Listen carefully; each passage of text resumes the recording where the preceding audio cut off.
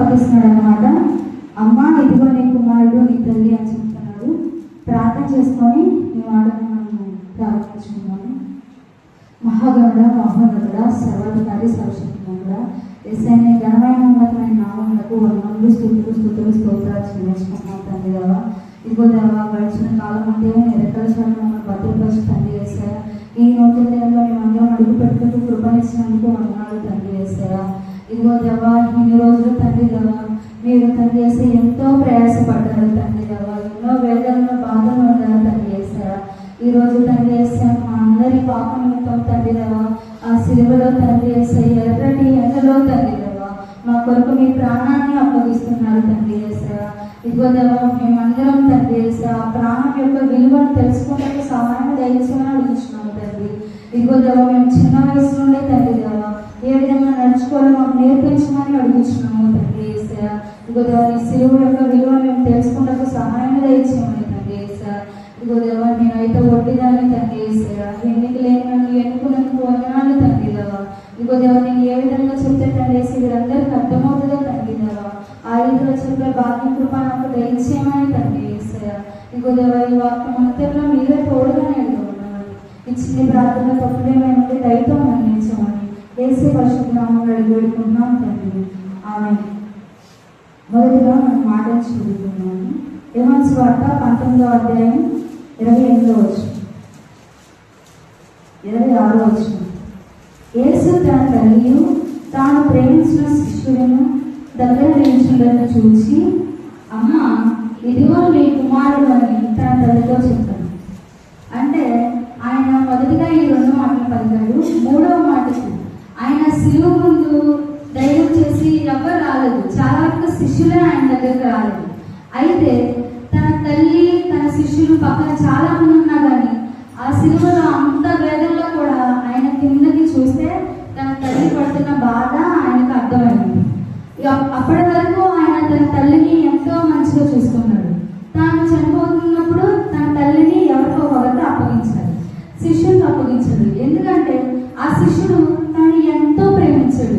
యోహాను ప్రేమించినట్లు యేసు ప్రభుని ఎవరూ ప్రేమించలేదు. అక్కడికి వెళితే ఆ శిష్యులందరినీ చంపేస్తారని చెప్పేసి ధైర్యం చేసి ఒక్కరు కూడా రాలేదు. ఒకవేళ వచ్చినా కానీ అందరూ వేడికి వెళ్ళిపోయారు. అయితే యోహాను చనిపోయిన బ్రతికిన దేవుని కోసమే అని చెప్పేసి అక్కడ నిల్చున్నాడు. అందుకని చెప్పేసి దేవుడు తన శిష్యులకు తన తల్లిని అప్పగించాడు అన్నమాట. యోహానికి ఎందుకు అప్పగించాలి? తనకి సహోదరులు లేరా? యేసు ప్రభు మొట్టమొదటిగా అంటే పరిశుద్ధాత్మ రూపం వలన మరియమ్మ గర్భంలో జన్మించారనమాట.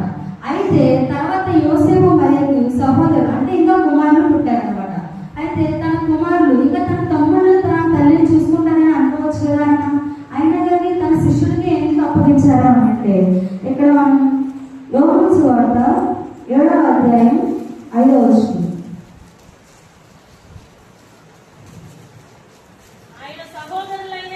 ఆయన సహోదరులైన ఆయన ఎందుకు విశ్వాసం ఉంచలేదు.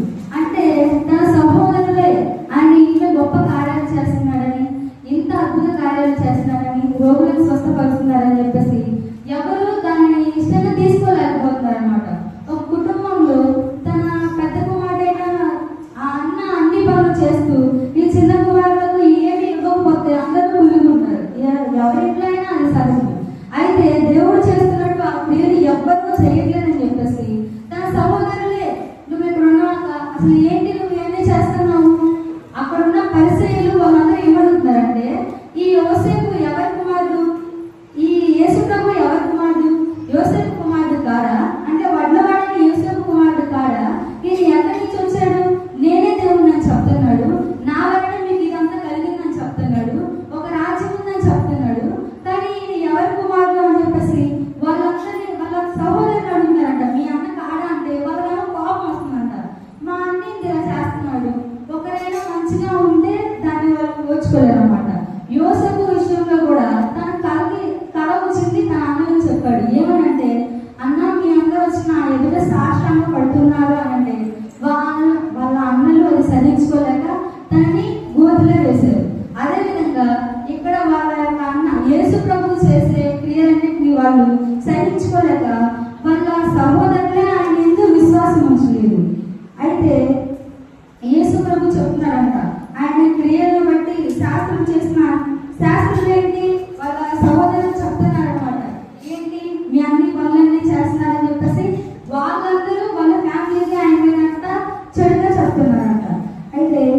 సువార్త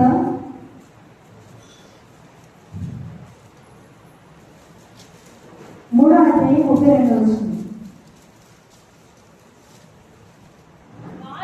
వారు నీ తల్లియు నీ సహోదరులు వెలుపల ఉండి నీ కోసం వెతుకుచున్నారని ఆయనతో చెప్పగా, ఆయన నా తల్లి నా సహోదరులు ఎవరని తన చుట్టూ కూర్చున్న వారిని కలే చూచి, ఇదిగో నా తల్లియు నా సహోదరులు అని చెప్పాడు.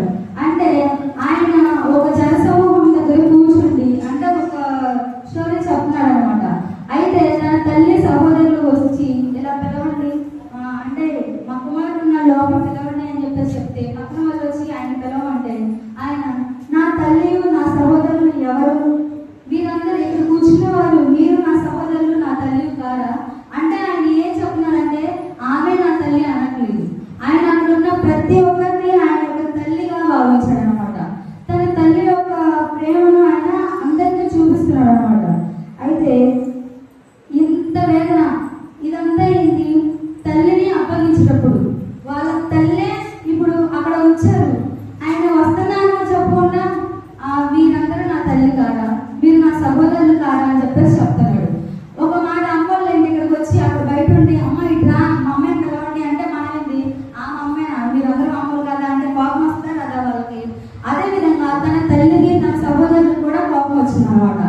అయితే ఇంకా వాళ్ళందరూ కోపంగా ఉన్నాను కూడా యేసు ప్రభు ఆ విషయం అంటే ఏం కాదు పట్టించుకోలేదు, వదిలేశాడు అనమాట. అయితే ఒక సుమేయ ప్రవక్త ఏం చెప్పాడంటే మరియమ్మ గారికి తన హృదయంలో ఒక ఖడ్గం దూసుకొని పోద్ది అని చెప్పాడు అనమాట. ఎందుకు ఆ ఖడ్గం దూసుకొని పోద్ది, ఒక కొడుకు తన కళ్ళ ఎత్తితే ఎంతో వేదన పడుచు ఉండే నిండా పడ దెబ్బలు తింటూ అక్కడ సిలువ పైన మరణం పొందుతుంటే ఏ తల్లైనా తనని చూసుకొని ఓర్చుకుంటుందా, లేదు కదా. ఆ విషయమే అక్కడ ఆ ప్రవక్త చెప్పారనమాట. అయితే ఆయన సిలువ వేస్తున్నారని చెప్పేసి అందరికి తెలిసింది, తన తల్లికి కూడా తెలిసింది అనమాట. వాళ్ళు ఇంట్లో సహోదరులు ఏంటి అప్పుడే కదా చెప్పింది నా తల్లి అంటే వాళ్ళ పేరెంట్స్ వచ్చి పిలిచినామని ఆయన బయటికి వెళ్ళలేదు. ఇంకా సహోదరులు అందరూ కోపంగా ఉన్నారు. అక్కడ పరిశీలన చెప్పిన మాటలు బట్టి ఆయన మీద కోపం ఉన్నారు. ఇక్కడ పిలిచిన కానీ రాలేదు కానీ కోపంగా ఉన్నారు. ఇంకా వెంటనే సిలువ వేస్తున్నారు అని చెప్పేసి ఆ వార్త వినినప్పుడు ఏ తల్లి హృదయమైనా ఊరుకుంటుందా, లేదు. తన తల్లి బయటికి వద్దామంటే సహోదరులు ఎవరు ఏమంటున్నారు, నువ్వు కనుక అక్కడికి వెళ్ళావంటే మా ఇంటికి రావాలి, మాతో మాట్లాడద్దు, నీకు మాకు ఏం అర్థం ఉండదు, ఇంకా నువ్వు మమ్మల్ని కలుసుకోవద్దు మేము నీకు కలుసుకోవద్దు అని చెప్పేసి బాగా చెప్తున్నారు అనమాట. అయితే ఎన్ని అయినా కానీ తల్లి ప్రేమ ఆగగలదా, తన తల్లి వస్తుంది కదా. ఆ విషయమై అక్కడ ఆయన యేసు ప్రభుని చూస్తూ ఉంటే ఆమె హృదయం తట్టుకోలేకపోతుందంట. ఈనాడు అంటే తల్లులు ఎలా ఉంటారు, ఒకవేళ మన ప్రాణం తన బిడ్డల ప్రాణం ఇవ్వాల్సి వచ్చినా కానీ అయ్యా నా ప్రాణం తీసుకొని వాళ్ళు బ్రతికేలా చూడండి అయ్యా అని చెప్పేసి చెప్పే విధంగా ఉంటారనమాట ఎవరి తల్లులు అయినా కానీ. అయితే ఒక స్టోరీలో కూడా మనం చూస్తాము, ఇద్దరు తల్లులు ఆమె ఏం చేస్తుంది వాళ్ళ బిడ్డను చంపేసి అయ్యా నా బిడ్డనయ్యా అంతగా అయితే ఇద్దరు సర్వమే చేసి అయ్యా అంటుంది. కానీ తల్లి ప్రేమ ఏమంటుంది, అయ్యా ఆమెకైనా ఇచ్చేయ్యా నాకైతే వద్దు అంటుంది. అటువంటిది అన్నమాట తల్లి ప్రేమ. అయితే ఇప్పుడు ఆయన అంత వేదంలో ఉండి కూడా తన తల్లిని గుర్తు చేసుకోవడం ఏంటి చెప్పండి. మనం ఒకవేళ చనిపోతున్నామంటే ఇంకంతే. కానీ మా తల్లిదండ్రులు ఏ విధంగా ఉంటారు, ఎలా ఉంటారో ఎవరైనా చూసుకుంటారో లేదో అని మనకు ఆలోచన వస్తుందో రాదో నాకైతే తెలియదు. కానీ దేవుడు అంత వేదంలో ఉండి కూడా తన తల్లి ఏదైనా మాటలు అనినా తన సహోదరులు ఏదైనా అనినా కానీ తన తల్లిని అనమాట ఇతరులకు తన ప్రేమించిన శిష్యులకు అప్పగించాడు అనమాట. అయితే మనం కూడా మన తల్లిదండ్రులను సన్మానించే వారిగా ఉండాలి, మన తల్లిదండ్రులను మనం గణపరిచే వారిగా ఉండాలి. ఈనాటి మనం ఏ విధంగా ఉంటున్నామంటే వాళ్ళు మనం బాగా కష్టపడి చదివించిన తర్వాత మనం ఒక పొజిషన్కి వెళ్ళి మన ఫ్రెండ్స్ అందరూ మన ఇంటికి వచ్చి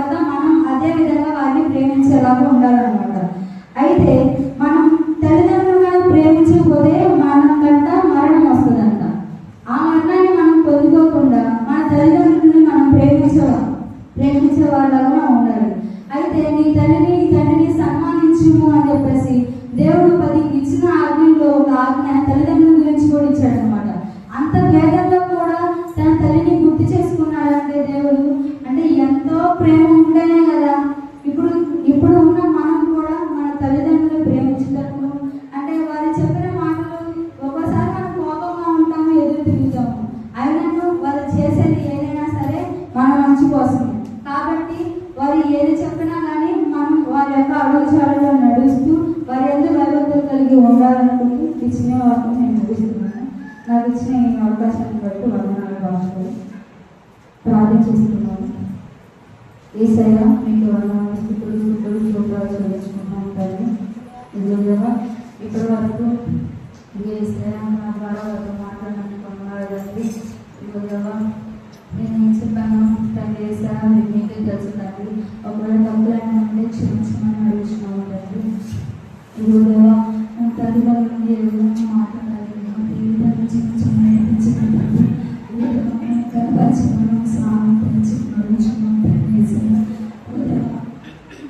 చిన్న వయసు తండ్రి మరింత బలవంతంగా విజయించుకు సహాయం చేసి